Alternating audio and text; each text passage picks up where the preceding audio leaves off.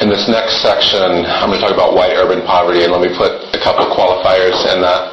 I'm not trying to highlight white urban poverty over any other type of poverty, but I come from a poor white background, so I want to share about that. And I think that there are unique strengths of any cultural group. There are unique things in understanding any cultural group. And I'm going to try to share and emphasize and celebrate some of the things about white urban poverty, or not even celebrate. In some cases, it's identify significant areas that people may not have been aware of. But also, part of what I want to do is there are common cultural misunderstandings that it's helpful to know, like with different groups, understanding the model minority for Asian Americans, it's helpful to understand how that affects interactions with people who are Asian American. There's also very common myths that I would say affect people who come from a poor white background, or especially white urban poverty. So I want to talk about that too. So I was going to start off with the true or false on myths. Now, most of these you'll probably be able to figure out what the correct answer is supposed to be. But what I want you to do is to think about each of these things, and you can answer them in two ways. One is what you know should be true, and the other is what you actually feel in your heart. So on each of these, white poverty is mostly rural is one. Urban poverty is mostly non-white. Lower income white poverty individuals can experience more intense oppression than individuals from other racial groups. Some white ethnic groups face oppression in the past, but now that is all over for all white people. Because no white people experience systemic oppression, poor white individuals are entirely responsible for their own poverty. One of the main issues of urban white poverty is invisible. So for any of you who read the book Class Matters, the chapter where she talked about white poverty was titled The Politics of Invisibility. So that's one of the key issues. White poverty in general is very invisible. And part of it has to do with politics, and that if you project the image of someone who's poor as being a minority, it's easier to get people not to vote for programs for poverty and things like that. But if you look at the reality, the majority of urban poverty actually is white. So this graph here shows the breakdown of urban poverty. This is what's called metro area, so that's including suburbs in a region, and the breakdown of poverty across the country. If you only take the central city, the major city part, then the portion of urban poverty changes to where it's still the largest group, but it's not over half. It ends up being about 44%. And I apologize, some of these stats, part of the bias and a lot of stat tracking is people don't track Asian American stats as well as would be helpful. I tracked down this one, but some of the other stats that may not be listed because of the bias and the people who track stats, so I apologize for that. So this is in terms of raw numbers. So one of the things that's significant in terms of raw numbers, urban poverty, white folks are very significant. The other thing, so that's kind of dispelling the myth that there's not much urban white poverty. That's actually a myth. The other myth is that most rural poverty is non-white. If you actually look at the percentage breakdown, rural poverty is more people of color than urban poverty, which I actually found that amazingly surprising. I wasn't surprised on the urban poverty part because I knew from living that unless you're poor white, most people don't know that. Now, rural poverty, I was kind of surprised that there's actually a higher percentage of especially black and Latino poverty outside of the city and rural communities. So that's in sheer numbers. What is important, and that's one way to consider poverty. So I'm not trying to create a biased view, because if you only looked at that, then that would be a biased view. What is important also is to consider poverty rates, and this is what most people often present. But to only look at poverty rates without looking at poverty numbers, I feel that I would say creates a racialized view. And I think it's important to look at both race and class. So part of what I think most people have seen these numbers. One thing that is significant that people who may not realize that Asian American poverty rate actually is higher than the white poverty rate, which I think is counter to a lot of the stereotypes that are out there. But the total numbers end up, because there are so many white folks, it changes the sheer numbers. But that also is a metric of oppression in terms of poverty. And if you change this to not just look at Asian American, but to break out East Asian versus Southeast Asian, then that would significantly change those numbers too. But I couldn't track on those stats. So another very significant factor also is understanding poverty concentration. So what this chart shows is that one very significant difference in white poverty is it's not as concentrated. So I think what this chart shows is the U.S. Census uses something called poverty tracts, and that's where over a certain portion of the population is in poverty, and largely because of racism, I think that you end up having much higher poverty concentration in the Black and Latino communities, because a poor white person can move into a middle-class white neighborhood if they're able to find, cheap rent, and they don't have to deal with, people don't actually have to know that they're poor. They might wonder, what's going on, but it's easier for white people to be distributed geographically, and that significantly affects the consequences of poverty, because it's one thing for a family to be poor, it's another thing for a whole community to be poor.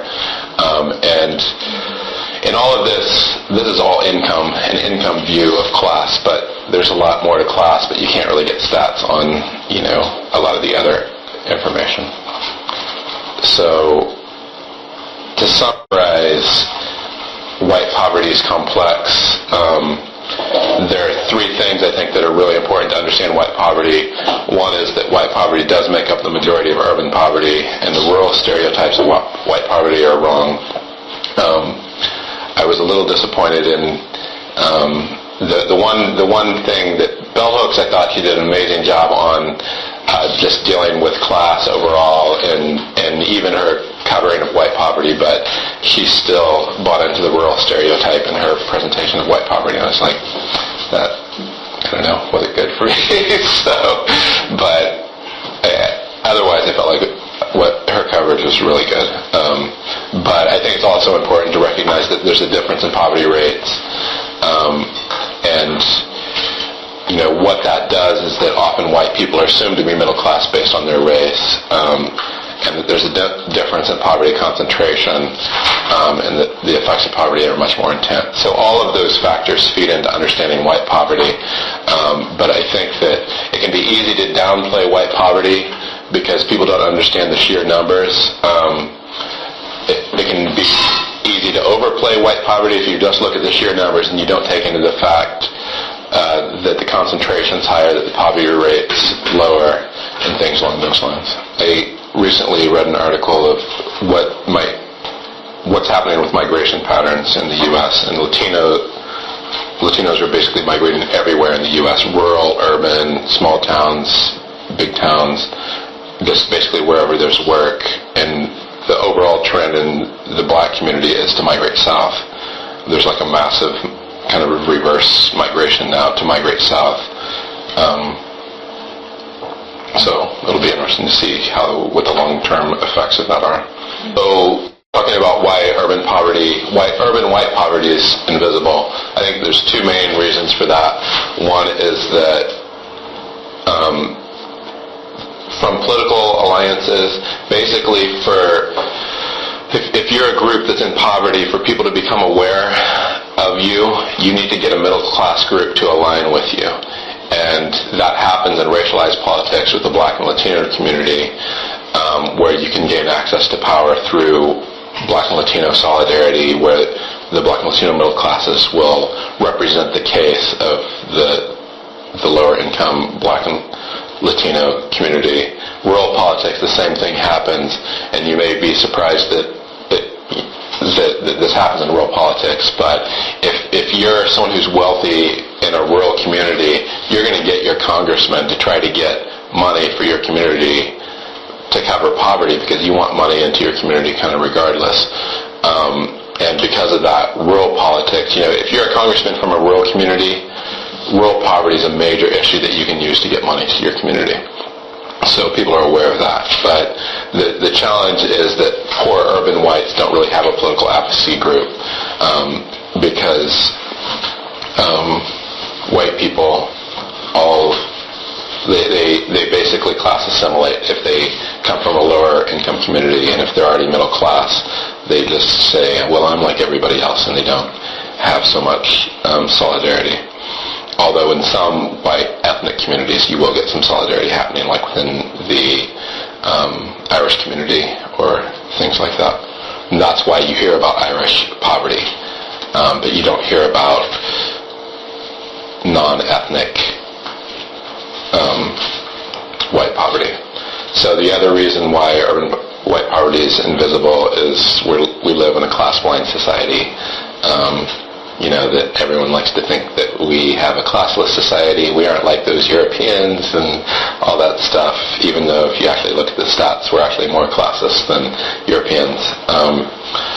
And class discussion is significantly suppressed because, for 50 years, if you even used the word class, people said communist, and you couldn't even have a dialogue about class. And white poverty really only becomes visible once class becomes visible. So to admit white poverty is admitting a system of classism to a certain degree, and that would, significantly affect power structures in the U.S., is my belief.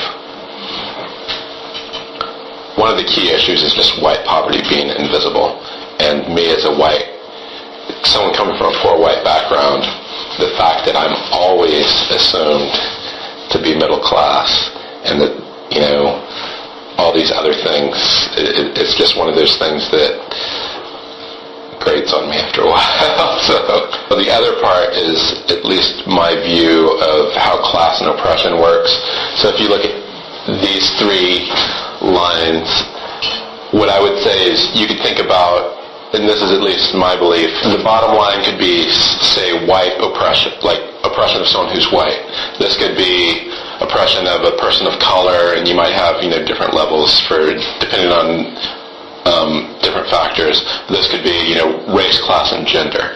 So this is like, I don't know, a Latina, woman of color, in terms of the more factors that you get working against you in terms of oppression, I would say the higher your oppression curve is going to be. And you can't really graph oppression, like I got a 400 on my oppression meter or something.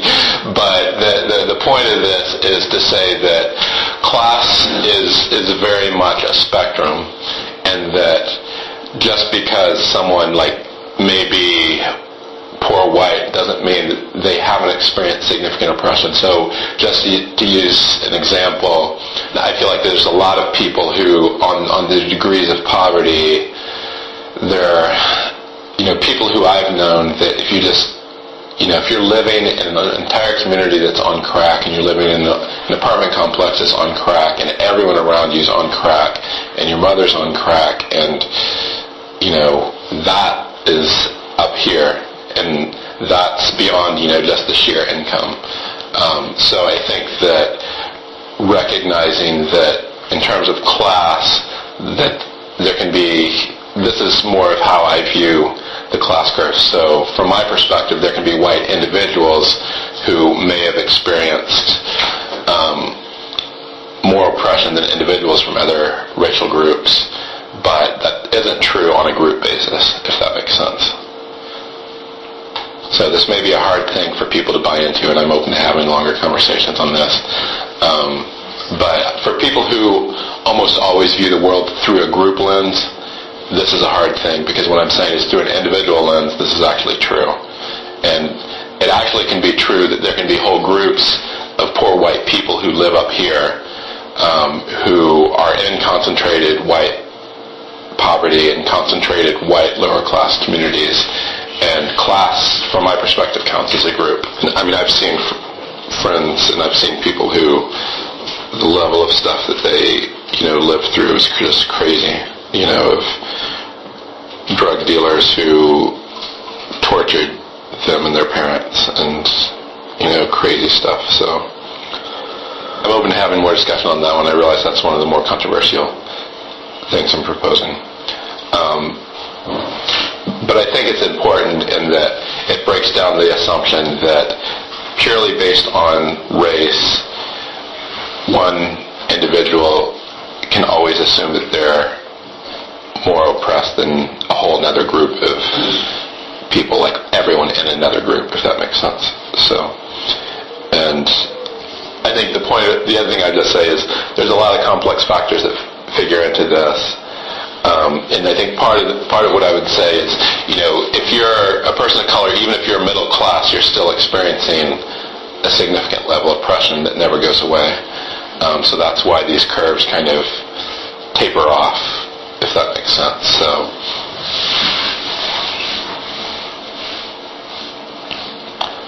all right.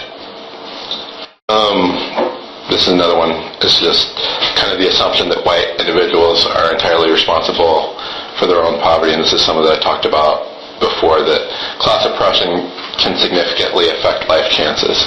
So class does count as a group in terms of group oppression, and like, for example, people from my neighborhood, 80% of the guys didn't make it out in bad ways.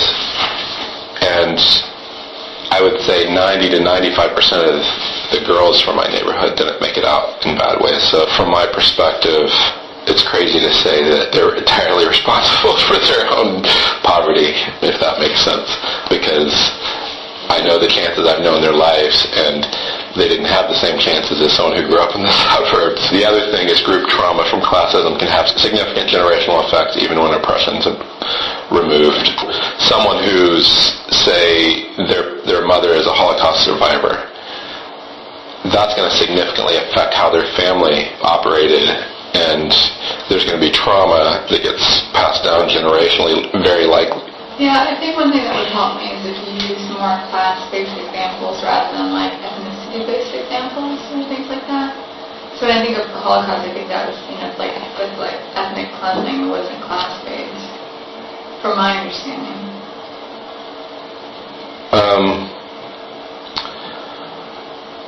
I am calling it class-based because it put people in a certain class, if that makes sense. So I think it is class-based, but we can have longer conversations on that. Okay, I didn't realize you were making that. So what I'm saying is that it has a class effect, I think, is part of what I'm getting at. Okay. So I don't think it was class-based like it was done for, well, to a certain extent. I mean, you get really complex. That's an hour or two long conversation to fully have that. But the effect is people were put in extremely lower class context, and because of that, that has generational effects. I mean, I could use other examples, but I don't think they're as commonly historically known. And pretty much almost all the white poverty examples aren't the ones that I would use, like the kid who grows up being tortured by a drug dealer every day of his life. That's analogous to, something horrific, but it's not like an understood category, if you know what I'm saying. So, okay. Any other comments or questions? This is another one, is a lot of times people look at poor white folks, or especially poor white kids who may be angry, and they kind of have this attitude, or why are these kids so angry? I don't understand why they're angry. And for me, I'm just like, I know, and it took me a while to even think about it, but I think that the reality is that class oppression and white poverty are invisible. So what's happening is there's a group of people who they're experiencing oppression, but the source of their oppression's invisible. So the primary feeling that they have in response to that is they have anger and pain that doesn't have an identifiable source. And if you look at poor white music, so heavy metal and punk, I would say, are the main two genres of poor white music. Almost entirely that music is about expressions of deep anger and pain with no identifiable source. Like, just as an example, I don't know this is a more popular older song, Microsoft. Metallica is one song, if you're familiar with that. It's about, I should get the lyrics out at some point, but basically it's about a guy who became a quadriplegic from the Vietnam War, and his whole life was lived in this hellish pain, but he can't deal with it at all, and he doesn't really have any way of processing it, and tons of poor white kids identify with that. They're like, I'm maimed, but no one even sees me, and that, I think, is a message that a lot of people don't understand. So, and a lot of people have taken messages from other communities and kind of looked at what's the message this community is actually saying, especially in the hip-hop community. What's the message and what's the source of this? But in the poor white community, I feel like that's kind of a new area. And part of what happens is that you have this anger and pain with no identifiable source, and what often happens is it just gets displaced into racism because the actual source can't be identified in society. It's people who are experiencing classism, they don't have the language, they aren't class conscious, they can't actually say what's happening to them, but they know that they're experiencing oppression, so then they go through the racialized lens, which is the primary lens that most people in the country have, and then it gets transposed into racism, if that makes sense. So transposed into racism, what's the dynamic? Poor white people who will blame their oppression on black people. Does that make sense? Mm-hmm. Rather than blaming their oppression on middle classes. Mm-hmm. So the second part is, this is part 2, or true and false. You can read through this, and why don't you look through and just think through, again, asking 2 questions. What do you think is actually true, and what do you actually feel in your heart? And this one's actually one where I think most people, even including myself, feel in their heart what's not true. So white people someone who's poor white can go and class assimilate and become middle class white, and people don't actually have to know as much what their background was. Does that make sense? It's easier to do the class assimilation. That is really hard. It's hard to class assimilate, but maybe I should say when white people class assimilate, it benefits all white people. I think that's what I was trying to say. It benefits all white people at large, or benefits? So you're saying it's better for white people? One of the things I've heard many times is because poor white people can class assimilate, then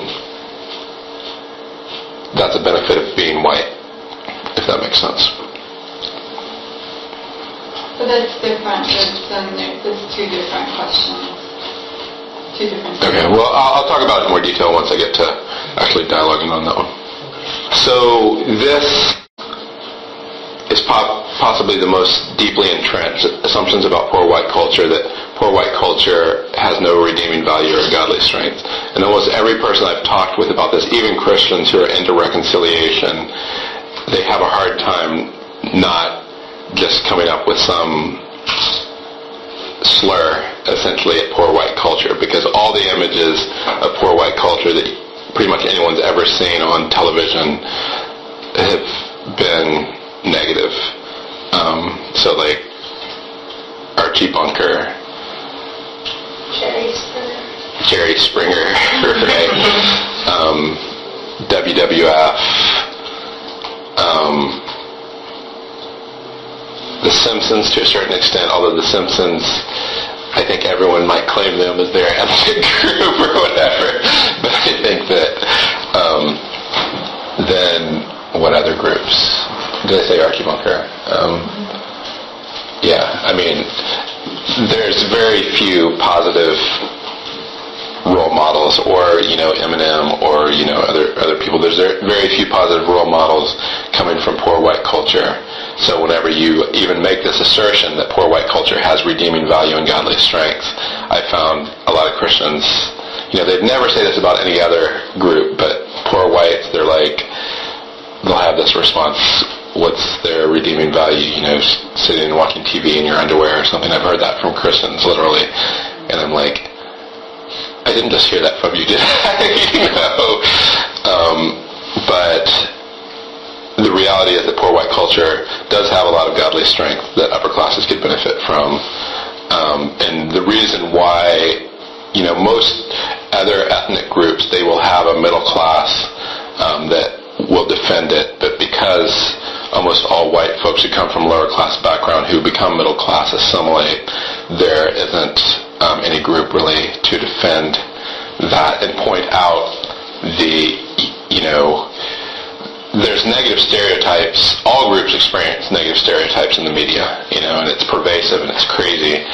But at least in the past 20 years, there have been people in academia who have started to challenge those, and people in other communities that have started to challenge those stereotypes. But currently, no one's doing that in terms of poor white culture in academia. So because of that, that's why I still get a response to people that,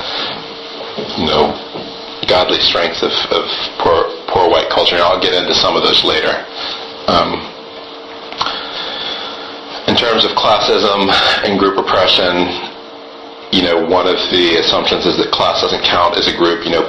I often hear that, people always assume that white people take the individual perspective, but often people from a poor white perspective are coming from a group perspective, and they're saying, no, there's been group oppression that I've experienced. But people often think of class as not a group oppression. They'll think of it as an individual oppression, and they'll make statements like white people can't experience systemic oppression.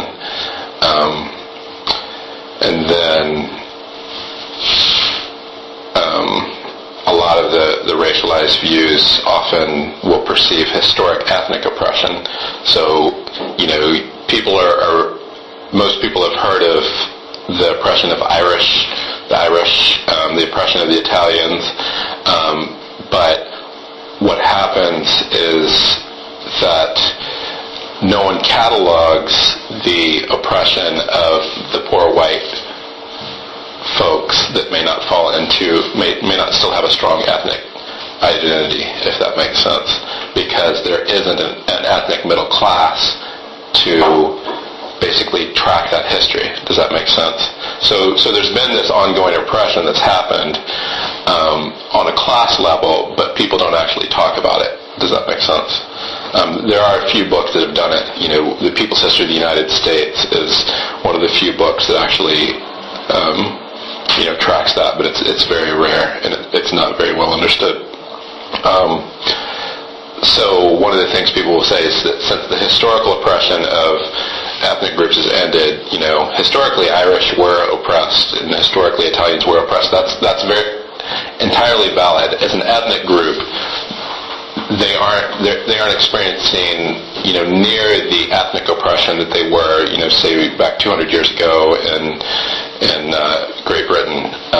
But in terms of a class group, poor white people, whether they're Irish, Italians, or whatever, are still experiencing oppression, and it's systemic oppression, if that makes sense.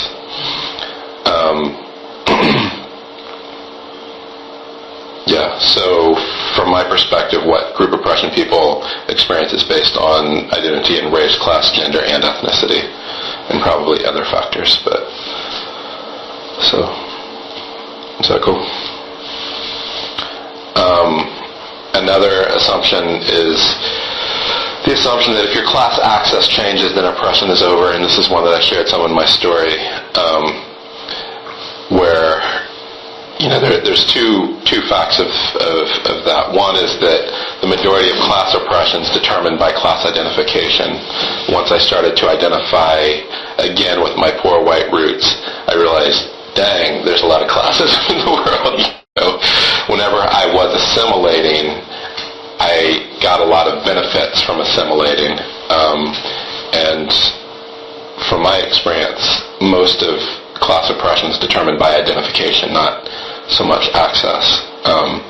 And I've also seen how, based on my identification, I've lost a lot of access to power structures that I had access to within the church community, within other things, that it's very difficult for me to have access into different power structures anymore because of the identification that I have. The other part is that group trauma from classism has lasting effects on individuals and families generationally, and that's where I talked about, for people who say, okay, you're no longer poor, therefore you aren't still experiencing the effects of your oppression. It's kind of like, my childhood was hellish from the oppression I experienced. It's like telling a Jewish Holocaust survivor that now that the effects of your oppression are over, or now that the Holocaust is over, the effects of your oppression are over. And for me, I feel the pain of that every day. So it's hard for me to be living in a reality that where essentially my pain gets denied. And then the third reality is that, while it can be easy for white people to class assimilate, and most white people do class assimilate, class assimilation causes a lot of the same, not a lot of the same, but a lot of psychological damage that is analogous to racial assimilation. So I had to stop being who I was. I had to learn to talk in a different way. I had to learn to dress in a different way. I had to separate myself from my family. I had to do all these things in my class assimilation process that I had to get, while I was doing that, I got ridiculed by friends and different things. And so there is a cost to class assimilation, if that makes sense. Although for most people, the cost of class assimilation is less than the cost of experiencing classism. So most people choose to class assimilate. Most white folks who gain access. So another thing is this term, the effects of class assimilation on white people. This is the point that I was trying to get out on that one slide. I probably need to figure out a new way to word it. But it's that there's this term called the imperial middle. There's actually a book that was written on it, where basically it's the tendency for everyone to identify as middle class. And from my perspective, that tendency is another way of talking about class assimilation. Is if the entire country's middle class, it's like everyone saying, I'm just normal, you know what I'm saying? Because middle class becomes an equivalent of normal. And it's the challenge is whenever poor white people who gain access class assimilate, and they assume entirely a middle class identity and identification. And that, again, is getting to what the effect that has is that poor white people have no group to defend them. There is no group that retains solidarity with them to defend them. So that's what I talked about before. Does that get to the answering your question? That was the point that I was trying to make. About the wording. Wording. Yeah, okay. I need to change the wording probably. Yeah, the point. Okay. So another thing, and this is, one of the most significant causes of racism across all different racial groups and ethnic groups is people making race-based assumptions on class. So because you're of this racial group, you are this class.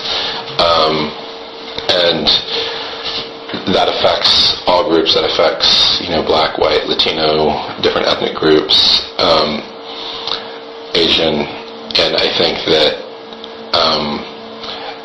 and that somewhat can fit into the model minority myth, I think, for Asian Americans. But So for people who are trying to upwardly class identify, that can have a so-called positive effect.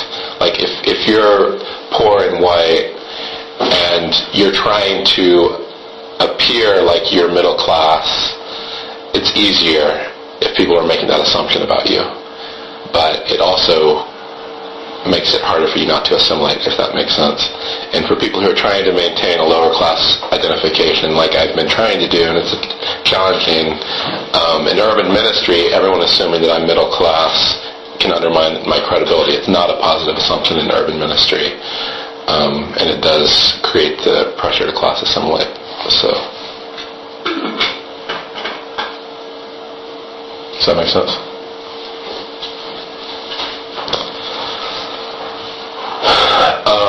The last part is on on white poverty and class blindness. And class blindness is it's kind of like, people talk about being racially blind or being colorblind.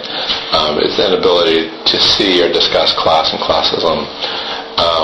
And I would say there's different factors of being class blind, or another way of talking about it is not being class conscious. So one is not recognizing the class dimensions of cultural interpersonal conflict.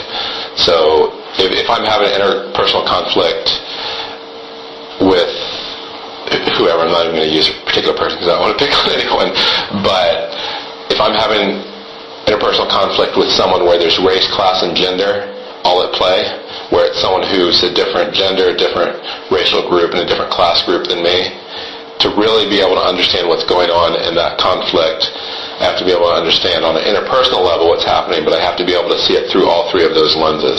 If I can only see it through a class lens and I can't see the racial lens, then I'm going to miss part of what's happening in that conflict.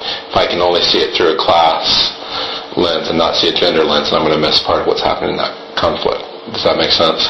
So being able to put on the class lens and say, oh, there's a class element to this conflict. Because this thing that we're talking about is a very significant class cultural conflict area, if that makes sense. The other thing can be not recognizing class power structures at play in conflict. Fairly often I've been in a group dynamic, and I'm sure there's probably a lot of people of color who've been like this, where you're the only person of color in a group of all white people or something, and you have a certain assumption that's different, and you know that it's coming from your cultural background, but everyone else in the room is like, duh, it's this way, and you're like, I don't know that it is that way. You know what I'm saying? Like, I'm trying to think of a specific example. I don't know, what do you like to drink or something, and everyone looks at you like you're crazy because you like to drink, I don't know, whatever, Kool-Aid or whatever, but everyone else is like, I like Coke, I like Coke, I like Coke, and then you realize that there's something. I mean, it's just a small example, but what I see often happening is in dynamics, I can tell a whole room of people have a certain class commonality, and I won't engage with that group on things that have class dynamics because I know that it's going to be too difficult of a conversation to have because everyone's coming from the same set of assumptions. Does that make sense? So I'll see that at play in different interactions that I have. And I think another aspect of class blindness is making wrong assumptions about a person's class or a person's class identity. So to assume that their class identity is X because their current access is this, or to assume that their class identity is this because they're racial, whatever. I think that is an issue. Two class blind examples. In talking about race, one of the things I think people often talk about in talking about race is that if you never talk about race, then you're by kind of default being colorblind. But the challenge is a lot of times people don't talk about race because people don't know how to talk about race, and it's better not to talk about race than to talk about it in ways that are going to be really harmful. It's really destructive. So what happens is people choose not to talk about race. The same thing happens on class, where it's better to talk about class, but people don't know how to talk about class, so they don't talk about class. And avoid using terms like poor, where in using the term poor, so I've thought long and hard about using terms like that. I think it's kind of like what I just said. It's better to talk about class and use terms like poor if we know how to talk about class, and to learn how to talk about class, to learn how to use poor in a way that is helpful and not just a derogatory term. But I think it takes learning, and it takes having some grace for people to talk about class in ways that may sound crazy, and the same thing with race. But to not even use terms like poor, essentially what it says is we're going to go class blind, and we aren't going to examine poverty as an element in what we're talking about. The other class blind example is the phrase race and class are the same thing. And the challenge with that is that although in the U.S. race and class have huge overlap, especially in the Black and Latino community, if you say race and class are the same thing, one, you've eliminated all poor white people. So you're saying you can't be poor unless you're black, or you can't be poor unless you're, whatever. And the other thing is that you're saying within my racial group, everyone is this, everyone is this class. So, and that's not true either. So class blindness is something that I feel fairly often. I'm still sorting those out, but part of what I'm trying to do in that is catalog, for different racial groups, there's the common stereotypes that can be destructive, and that's what I was trying to do, is catalog some of those for poor white people, especially for urban poor white people. I'm still sorting that out because, especially the stuff on white poverty, I have to develop that. Like, there isn't, I'm not getting that from a book. I'm getting that from me. Because there isn't people who do that, I guess is what I'm saying. So, but I think part of what I want is I would love to see a lot more poor white folks and people who come from, poor backgrounds of all racial groups and ethnicities to be able to maintain their identification with the poor as they gain access. So I think that's some of what I'm trying to do in that too. So, how do you suggest people do that? We'll get to that toward the end, but I think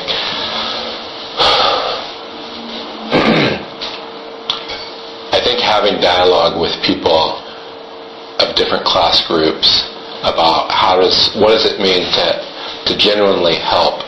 And Heather's wrestling with this right now, being from a upper class background, and she's trying to figure out what is her role in doing that. And I feel like she's found some ways that are really helpful, that have uniquely fit her. So here's just two examples. One is she has high access. She understands.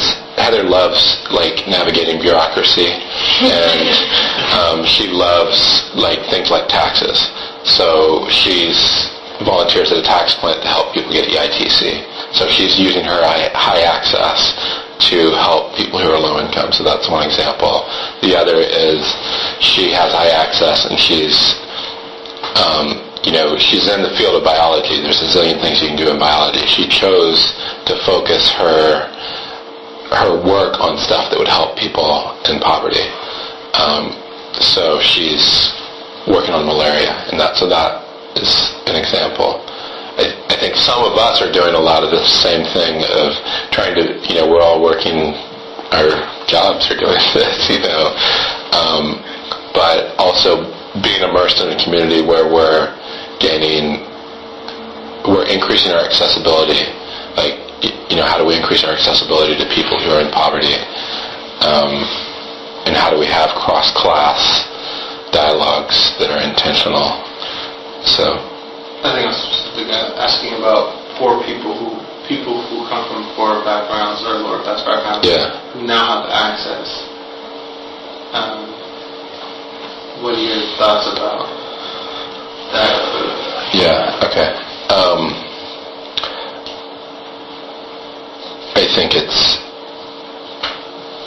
increasing access continuing to increase access while using that to go to the communities that we came from, and to use that access to help address injustice in those communities. So the came from is a very general term. It could be applied across class, it could be applied across geography, it could be applied across race, ethnicity, gender. I think that's the general. There's so much more longer conversation on the specific. But I think one significant thing is for all of us to work together to become much more class aware, that and I'm trying to get my lead into the next part, is as we become more class aware, we can see I'm having this conflict. I know that there's a class element to this. I know that there's a gender element to this. Okay, now we can try to sort that out, and at least we're aware of what elements are at play, if that makes sense. So, is that cool? Yeah. Okay. So I'm going to go into understanding classism. So, classism is the oppression of the lower classes, culturally, educationally, economically, politically, socially, interpersonally, religiously, or any other ways systemically. And most of you all know what oppression is, but I put a definition there just for people to have it. So, there's the significant thing on oppression is that there's an imbalance of institutionalized power at play in oppression. So, in talking about the different elements of classism, part of what I'm trying to do is take a holistic approach to understanding it, but to take a holistic approach, I have to talk about the different, each of these areas, so that's what I'm going to do. But I feel like it's all of these things. The subjective areas are the ones that I feel like get incredibly downplayed, and for me, I actually think the subjective ones are probably even more significant than the objective ones, because the objective ones people actually pay attention to, like the economically. So culturally, one of the things I found that was amazingly interesting in Bell Hook's book on class matters, almost half the book where she talks about classism, she was talking about excess consumerism and marketing. If you have a society that everything is geared towards people being middle class, having a bunch of things, having stuff, you're constantly inundated with messages to buy, to consume, and you're poor. It's like someone who's on a diet and you live in a buffet all day, and there's like all this food. Like, have you ever been to the first cafeteria where the little food goes by on a table, and you can just grab whatever food you want? And it'd be like you're on a diet, and you're constantly encountering all this food that's just, jumping at you saying, eat me, but anytime you eat the food, then you got to pay for it. So that's basically the world that poor people live in. That in itself is crazy classist, because if you're always overextended, then you're essentially working as an indentured servant your whole life. And I would say most people from lower classes, that they're in debt their entire life, and they are in debt because of excess consumerism and marketing. There's also other things, ostracism and shaming based on anything cultural. So in the same way that you can have ostracism and shaming across racial or ethnic groups, so it can be based on language, clothes, cleanliness, and weight are actually two big factors. Job, education, intelligence, and appearance. And a lot of these things, the thing I didn't talk about. So there's a book that I got a lot of this material out of. This part actually did get a lot of the material out of a book that was called Psychology of Social Class. And they cataloged hundreds or thousands of studies on psychological studies across class to identify what are things that have a significant class variable. All these things have a significant class variable, and that, weight in the U.S., this isn't always, in other countries, but in the U.S., weight, people who are overweight, there's a very significant, strong class correlation with the lower classes, because lower classes can't afford to buy the more health conscious food. They can't afford to.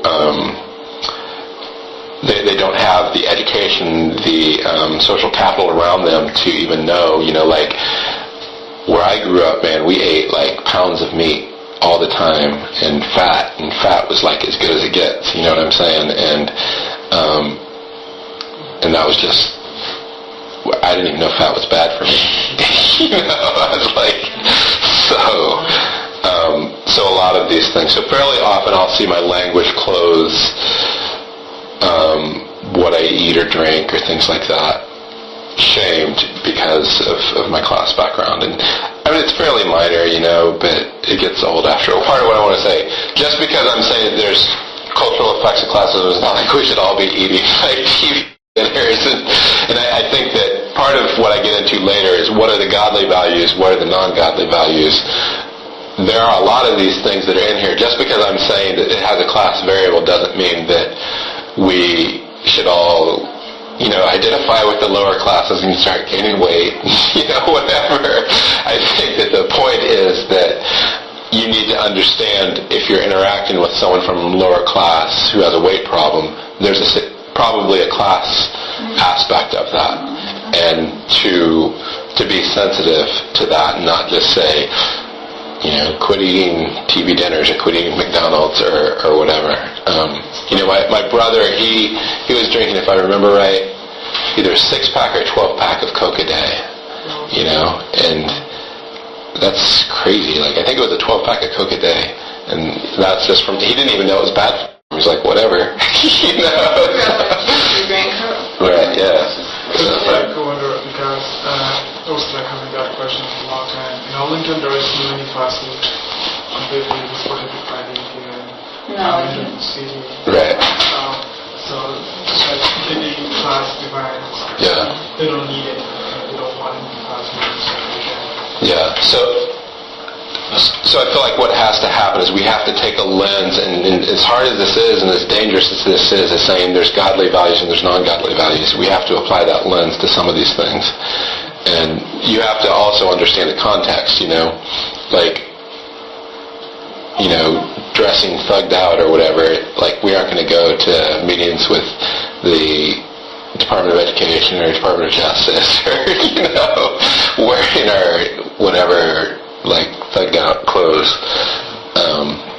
So there's the context, and all that's important. So I'm not trying to say this is right or this is wrong. What I'm saying is there's common ways that classism happens. These are the common ways, but it isn't always classism. So the other thing, assuming middle class values, language, preference, and culture are the right way. Like Heather and I, early in our marriage, one of the conflicts we had was over movies, where Heather generally agrees with movie critics, because most of the movie critics are middle class. But she kind of took that as saying her movie tastes were objectively good, and my movie tastes were objectively bad. I like all these kind of trashy movies or whatever, but that was like culturally, what I liked. But even that is something that, you have to apply a lens, a kind of godly, non-godly lens on both levels. There are some upper-class movies that are crazy, and there's some lower-class movies. You can't just say that the movie Booty Call is, lower class, therefore it's okay, or whatever. There's, like, issues with those things. But fairly often, people will just assume middle, in the same way people do racially, like how white people can just assume the white way is the right way or whatever. The same thing happens on class. So there's class dominance in media, news, arts, and literature. Just as an example, there is no lower class of almost any of these. Lower class dominant. Even,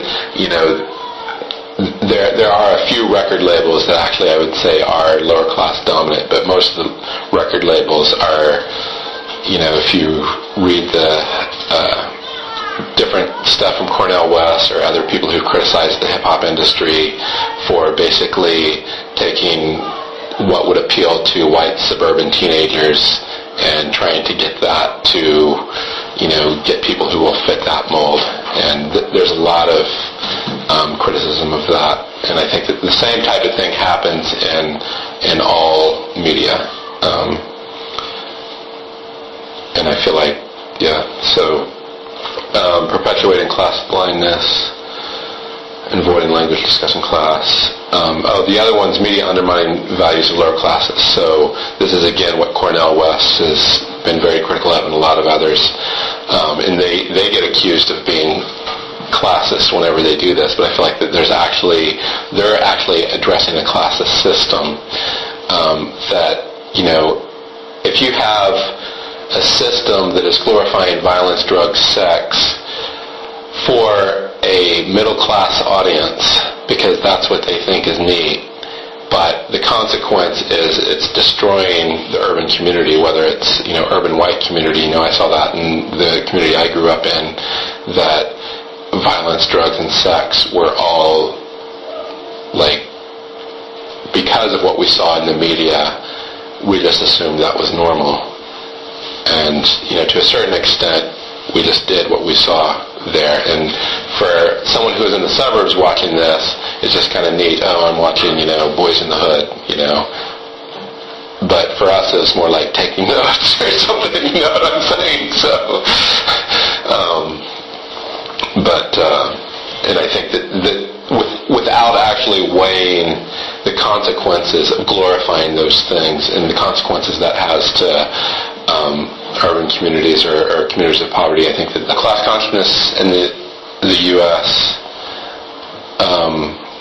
The U.S. is basically what I've said before is the U.S. quite possibly is the least class-aware, class-conscious country in the world, and part of that is the consequence of being the most capitalistic and deregulated country in the world. The other part of that is the effect of McCarthyism and the Red Scare. Both my father and my grandfather were very, very vehement anti-communist, and I grew up being very vehement anti-communist. And I think that there were significant things to be worried about with communism, but the end result is because we haven't been able to have dialogue on class for 80 years in the U.S. All language, scholarship, theology has been eliminated. I mean, you had professors at Harvard who lost their tenure-track position because of their stance on, because they wanted to have a class dialogue. This is Harvard, of all places, where they drove people out. And so the end result is that we don't have language in this country. It also had significant effect on the church, where the U.S. government involvement in McCarthyism has affected attitudes towards the church. A lot of people wonder why, in other countries you have a strong church that's on the left and you have a strong church that's on the right. In the U.S., people are very critical that all the Christians are on the right. There's a reason for that. It's because all theology that wasn't on the right wasn't allowed in this country for about 80 years, and it actually was discredited in most of the world. So the U.S.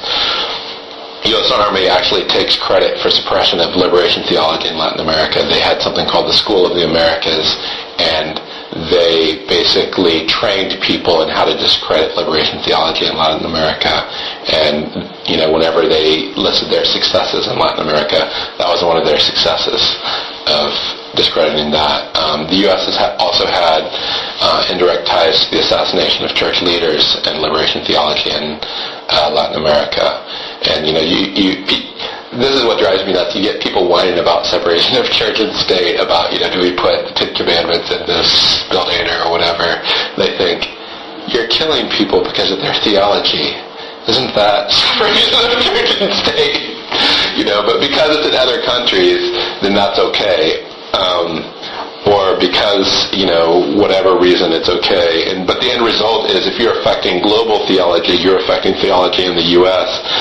Liberation theology from Latin America was never able to penetrate nearly as much in the U.S. because it was always treated as, that communist thing.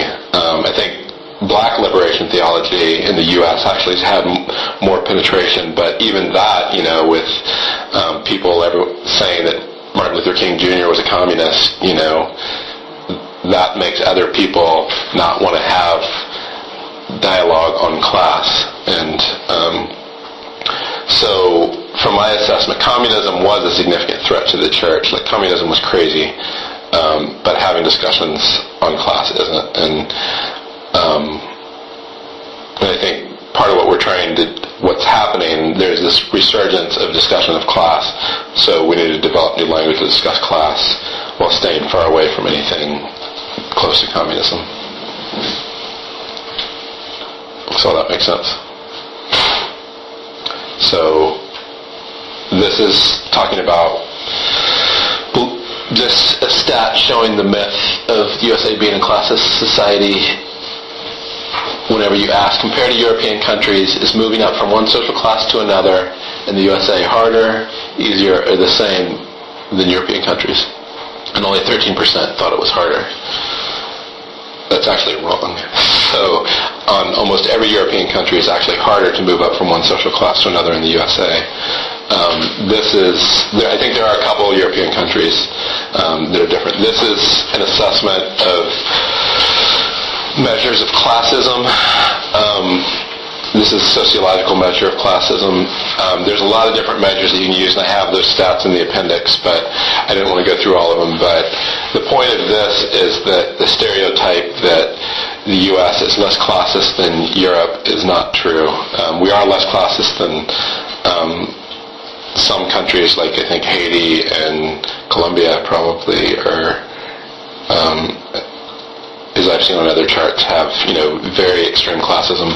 Partly how they measure this is the distance between those who are wealthy and those who are poor. And like in Haiti, that's huge, right? And so that's one of the measures. There's a lot of other measures that they use in this. But the point is that it is a myth that the U.S. is classless. We're more classist than most of Europe. This is what I was talking about on the imperial middle. What's interesting is if you ask what your class is and you include working, you will get an even split between middle and working class. If you don't ask people whether they're working class, then basically you get almost everyone saying that they're middle or upper middle. So if you look at this chart, you have all but 8% saying that they're middle or upper middle. All but 8% saying they're lower or upper. And that's a part of this imperial middle class tendency where that's people's self-perception. Like no one claims to be upper class and no one admits to being lower class. So that upper one, that's crazy. Yeah. Right. The upper is really small. Well, but how are they defining it? How are they defining it? They don't. They just say, what is your class? And then they give these options. And I think, whenever you look at how people actually define upper, a lot of the economists will define upper as a very small category because that makes things look better too. So that gets into the bias on another level. But the charts also kind of loaded, like lower, upper. right, yeah. And working is an interesting class, and I'm not going to go into the full discussion on it, but working actually is almost an overlay onto other classes because you really have lower, middle, and upper class, working class people. So working in general has to do with, do you work with your hands? Do you do physical labor? Are you a part of the manufacturing industry or not? But within each of those industries, you'll have people who call themselves working class, but they make $500,000 or $1 million a year because they own their own construction business or whatever. And they have much more similarities with the upper middle class than they would with a lot of the middle or lower class. So, okay, other elements of classism. There's educational classism, which in the same way that you have, racism, and there's been a strong criticism of, suppression of different elements of history of, why are there no black people in history? Why are there no Asian Americans? Why are there no Latinos? Why are there so few women? There's the same type of thing on classism, that there's there's a suppression of classism in history and other academic disciplines.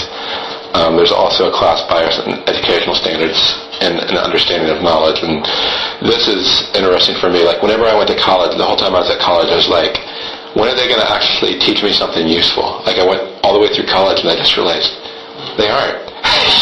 Because I had the understanding of knowledge that it's very practical, it's going to affect my life. And I just like, they aren't teaching me anything useful. So I jumped through all these hoops and I was just like, I didn't understand why I was jumping through them. And that affects, for me, I was used to jumping through hoops so I could do it. But for someone who's very self-motivated because they see the outcome, they're like, this is stupid. Why am I doing this?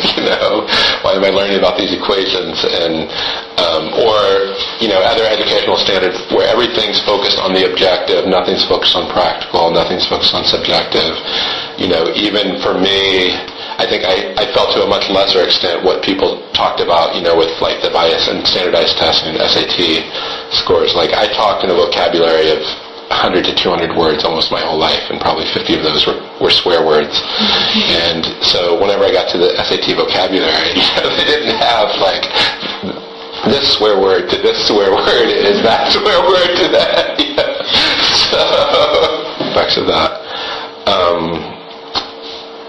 Another is just what I talked about. Higher education institutions, basically, I personally believe that their function is more to class assimilate people than it is to educate people. But that's a controversial statement, so that could just be my own anger inside my heart. But I think that a lot of what they do is class assimilate people, and it almost exclusively is by people who are upper or middle class, or have assimilated into the upper or middle class. And like all the standards that are used for tenure, all the standards that are used for everything are standards that are upper and middle class standards. So if you don't assimilate, basically you don't get tenure. And that makes it, it institutionalizes this process. So there's economic, this is the one people always talk about, and part of what's frustrating for me is that's the only one people will say, oh, there's, wage exploitation or, other things. But economic, so the obvious ones are wage oppression and exploitation, but another thing is indirectly benefiting from economic exploitation. Whenever I buy a pair of Nike shoes that someone has been paid 19 cents an hour to develop, well, Nike still charges a ton of money out of it, so most of that Nike's capturing the value. But still, another example is the fact that there's a low minimum wage. I can buy a value meal for $5 and I can get like 8,000 calories for $4 or $5. And if minimum wage were higher, then I'd have to at least pay like $8 to get 8,000 calories. So I'm indirectly benefiting from economic exploitation. And then other things is just systems of discrimination based on classes, culture, and other class signals. In the same way that people can be discriminated against racially, if you give a lower class signal in a job interview, goodbye. Or if you show lower class identification in a job interview, then you're pretty much gone. Even if it's affirming a positive value, showing up thugged out dress, that's just not smart to begin with. But there's other ways I think that you show positive class values that would scare away most employers. How many pages? How many more slides I got in this? Yeah, a bit to go.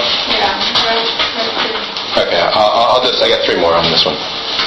Okay, so income and life chances, the myth of equal opportunity, that everyone in the U.S. has equal opportunity and the same chances of being wealthy. It's true. Right. That's right. So this is just over a 10-year period that someone in the upper class is 21 times more likely to be in the upper class in the future, whereas someone in the lower class is 10 times more likely to be in lower class. But pretty much if you trace out, there's a lot of different studies. I haven't been able to get a hold of really good data on this. your odds aren't equal, depending on where you're born. The old saying is, if you want to be wealthy, be careful in who you choose your parent, or how you choose your parents.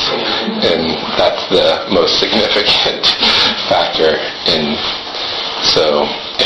Mako said he saw some things that showed the most accurate predictor SAT, or the most, what was it? Is it SAT scores? I think it was SAT scores, the thing that they were most highly correlated to. They wanted to see whether it was correlated to intelligence, correlated to GPA, correlated to future success. And they weren't that correlated to those things. The thing they were correlated to most closely was the wealth of the parents. So basically, people have come up with tests to assess the wealth of the parents without actually, if you put down what's your parents' wealth and then they let you into college that way, that wouldn't be socially acceptable. But now that's the way the system's working out. So I haven't seen the data on that, but that's what Maka told me, so I believe him. You should take a look at all legacy families at the big colleges. Right, yeah. With legacies. Yeah, totally. Actually, my friend Andy, his dad has these deep ties to BC, and all his kids went to BC. He tried so hard to get out of college, but son thought, and his little sister now, obviously. Yeah, so I think that, pick your parents carefully. That's the conclusion. The other part, social, classism, exposure to group trauma, violence. So these are the different types of group trauma, exposure to violence, physical, sexual abuse, communities of addiction. There's other types of group trauma people can be exposed to. War that you were exposed to, John, of being a war refugee, experiencing the consequences of war. In my own family, my grandmother was a war refugee, and I still feel the consequences of that because she was a war refugee whenever she was 4, and she lived in this country, and she was completely, as I understand it, I didn't know her that well, but she was just completely terrified of everything. She was just lived in terror kind of her whole life. That affected my mother. That affected how my mother related to me. So there's these generational things. Isolation from social capital, class blindness. I would say that's a form of social classism, and not identifying with the lower class and undermining lower class solidarity. There's political, so a lot of the things that have happened in the past 20 or 30 years, decreased minimum wage, decreased taxes for the rich, and increased taxes for the poor, decreased social services, unjust laws. The imprisonment rate in the U.S. has skyrocketed like crazy in the past 30 years, and that's a political policy. So then you have upper and middle class dominance of all political structures. Another thing that I think is huge, and this is where you politically impose middle class values on lower income communities. So, for example, someone who's middle class, they want to be able to use drugs recreationally. So they want to legalize all drugs. Let's become like Amsterdam. What's that going to do to low-income communities? I mean, I know enough to know that if all drugs were legal in the neighborhood I grew up in, we would have been addicted to everything, from like ages 5 and up. We would have found ways to get what we needed to get. And that would have decimated, at least the neighborhood I grew up in. I don't know that would be the case everywhere, but I think what would be recreational for the middle class becomes decimating to lower classes. And the same type of thing, having very unregulated alcohol and tobacco. This is just another interesting thing. As much as I'm not, for prohibition, during prohibition, there weren't any poor alcoholics at all. Like the Salvation Army, I was reading the history of the Salvation Army, they had to close down every one of their centers. They had all these centers that were full of poor alcoholics. Once prohibition happened, there weren't poor alcoholics. There's only rich alcoholics because you had to be rich to get access to alcohol. So as much as people talk about how prohibition was bad, and I think it was, bad in a lot of ways, at least they weren't poor alcoholics. You know what I'm saying? So that was a good thing. And I think the same is true on tobacco and the drug and drugs.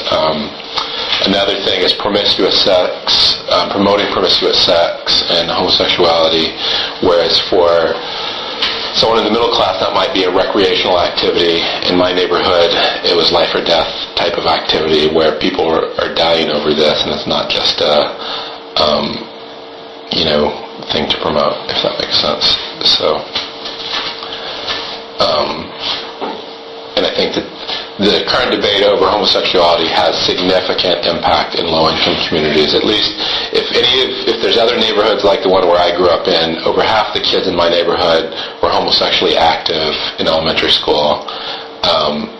If you go there and you have the attitude that like a lot of liberal colleges have, oh, just be whatever you want to be, that would have messed up a lot of people in my neighborhood, because people were already sexually confused by the amount of sex in our neighborhood. And if you go in with this attitude of you can have sex with anyone and anything, that would have been crazy. So that's the last one I have. So the common interpersonal conflicts, and this is whenever I talk about being class aware. Are we able to identify whenever we're having conflict that there's a class element?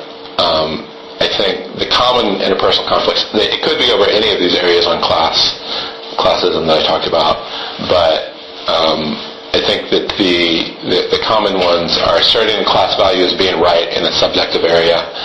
I used the example of Heather with what movies are good or what movies aren't, but there could be hundreds of things like that. Shaming someone's class culture, having a common conflict is having a class-centric view or race-centric view on who can challenge whom. People from lower class backgrounds will often have or especially white folks from poorer class or lower class background will have a class-centric view that says, me coming from a lower class background, I can challenge anyone on issues of justice who's middle and upper class. But if someone who has a race-centric background, they say, no, you're white, you can't challenge me on anything, if that makes sense. So, and then there's just a ton of conflicts over, once you start to look at it from race-centric, class-centric, and gender-centric view. If people have one of those views and another person has a different view, how they're going to interact is going to be totally missing each other. And then the other part is appealing to class blindness or power to impose a class value. So being in a room that's all middle class and asserting the middle class value and kind of shoving down people who may have a different value, that would be a form of interpersonal class conflict, if that makes sense. So whenever I'm in a room, I think I'm always aware of the racial dynamic in the room. Ever since being at Dorchester Temple, I think for quite a while I was way too aware of the racial dynamic. I think now I'm getting more balanced. I'm often aware of the gender dynamic and the class dynamic. But I think in a room, it can be helpful to not that we all want to be legalistic and one guy talked, one girl talked, one lower class person, one whatever. We're not going to be like that. But this is just an example. As much as I love the Cambridge Vineyard, there must have been at least 5 different conversations that I had that were over an hour long talking about types of cheeses, and I just couldn't handle having another conversation about talking about types of cheeses. I don't even know. For me, there's Velveeta and types of cheeses, and it's not anything people are doing intentionally to hurt me, but it's just not being class aware. People don't even see that. Dang, I don't even know what you guys are talking about, and that if all the conversations are in that domain, then we're affecting each other. And I think the same type of thing can happen racially, ethnically, across gender. So just being aware of those things. So, is that cool?